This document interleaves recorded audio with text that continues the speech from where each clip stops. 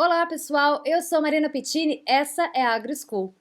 Qual a principal notícia do mercado dos últimos dias? Sim, a alta no preço do arroz.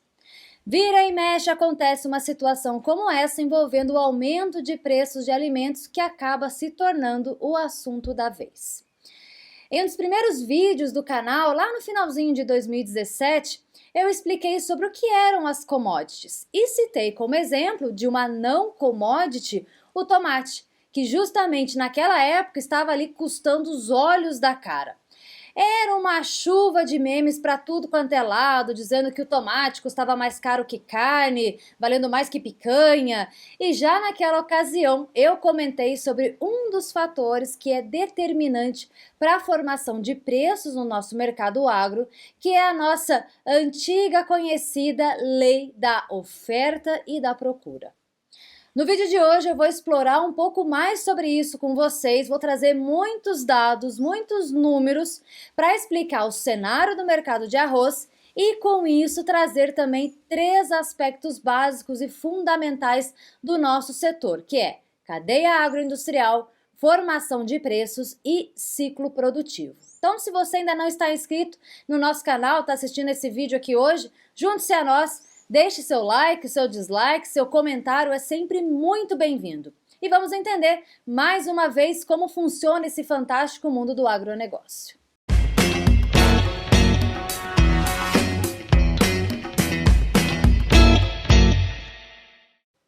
Eu costumo dizer que se queremos entender de fato uma situação, seja ela qual for, a gente precisa assistir a um filme e não ver apenas uma foto.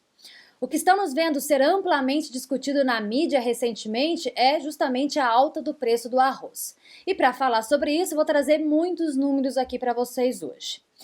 Primeiro, o Brasil é o maior produtor de arroz fora da Ásia e vem em uma escala de redução de área de plantio nos últimos anos, tanto no sistema irrigado quanto no sequeiro, conforme dados da Conab.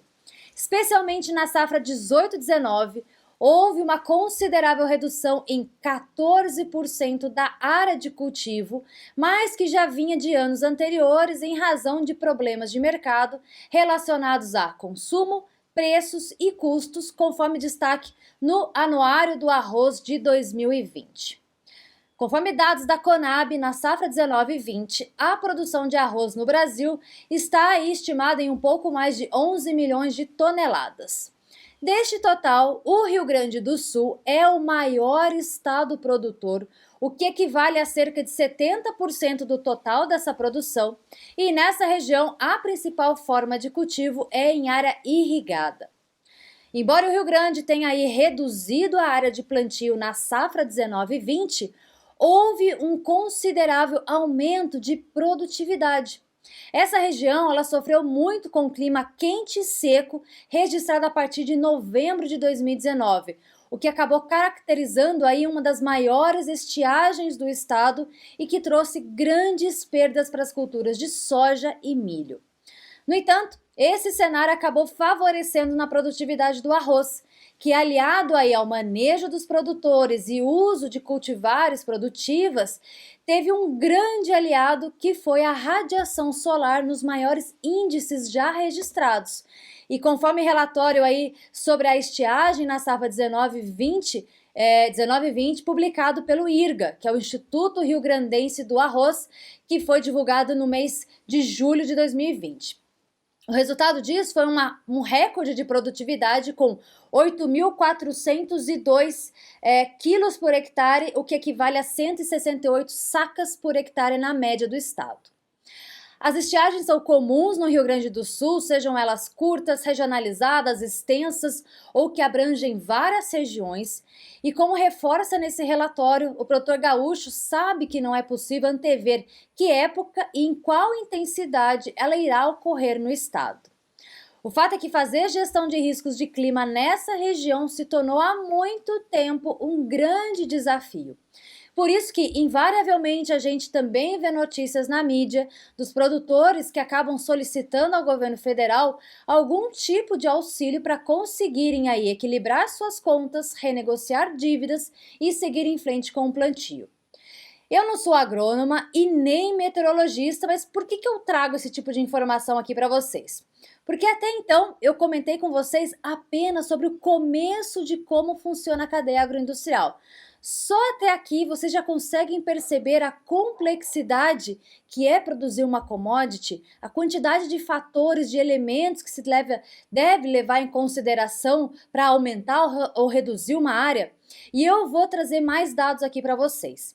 Se a gente olhar o custo de produção de arroz divulgado também pelo IRGA no dia 3 de maio de 2020, a gente vê que o molho estava mais caro que o peixe. Ou seja, somando custos variáveis, fixos, despesas, depreciação, dava um total de R$ 64,70 por saco. E o preço de venda do saco de arroz na época estava em 59,66, ou seja, que não fechava a conta. Além disso, se a gente resgatar uma outra reportagem também disponível neste anuário, que comenta sobre o programa Prova Arroz, cujo objetivo era de aumentar o consumo de arroz, ele já trazia um cenário de redução de consumo. Então, conforme dados apresentados aqui de 1989 e 1993 e depois de 2009 e 2013, a demanda pelo arroz caiu 17,1%, de 60,1 para 49,8 quilos por habitante ano. E em 2019, outra pesquisa foi feita em capitais brasileiras e mostrou o número de 34 quilos por habitante ano. Isso se deveu a alguns fatores como mudanças de hábitos alimentares nos estilos de vida das famílias, crescimento da mulher no mercado de trabalho, maior frequência de refeições fora de casa, variações na renda do consumidor e a substituição de alimentação saudável por fast food. Tendo aí uma redução na procura, o mercado se ajustou, reduziu a oferta, trazendo essa curva aqui de estoque final decrescente, ou seja, a lei da oferta e da procura se ajustando. E então veio a pandemia, virando tudo de perna para o ar, e junto com ela as pessoas em casa fazendo estoque de quê? De alimentos básicos. E veio também o real desvalorizado, favorecendo as exportações, e vieram os países procurando o Brasil para fazerem acordos de comércio internacional, e veio o auxílio de renda, e veio o medo de desabastecimento mundial, e veio o arroz acima de R$ 100 o saco. E agora as pessoas olham apenas para essa foto da curva dos preços atuais e não olham o filme das safras anteriores, cujo preço mal pagava os custos variáveis. Gente, eu contei tudo isso para vocês para explicar os 3 fatores que eu mencionei lá no começo desse vídeo, que dizem muito sobre como funciona o nosso setor agro. Então, primeiro de tudo, o que determina o bom funcionamento da cadeia agroindustrial é a força dos seus elos. Se um elo dessa cadeia se enfraquece, acaba afetando todos os demais. Produtores por anos sofreram aí com falta, de conseguir fechar suas contas, o que acabou reduzindo a oferta, e a gente teve esse cenário de agora. Segundo, o mercado é soberano na formação de preços e está diretamente relacionado com a oferta e demanda do produto. E o mercado tende sempre ao equilíbrio, justamente equalizando essa conta, seja produzindo mais ou consumindo menos. Terceiro, o ciclo de produção é por safra. É preciso esperar o tempo certo para plantar, torcer para ter aí a chuva no tempo certo, o sol na medida certa, para que a colheita aconteça no tempo certo e na produtividade esperada, ou melhor ainda, como que aconteceu esse ano. Trabalhar com agro nos ensina que é preciso respeitar os tempos e movimentos e que eles têm um ritmo certo para acontecer. Nesse interim, o que a gente precisa? Contar com a ajuda das políticas públicas e do próprio mercado para regular aquilo que for possível enquanto aguardamos pela próxima safra. Eu espero que com esse vídeo você compreenda que o agronegócio ele é uma ciência que congrega diferentes áreas e que as decisões para determinados problemas não são tão simples ou tão rápidos como se imaginam. É preciso entender de agronomia, de meteorologia, de economia, finanças, política, até psicologia e muito mais.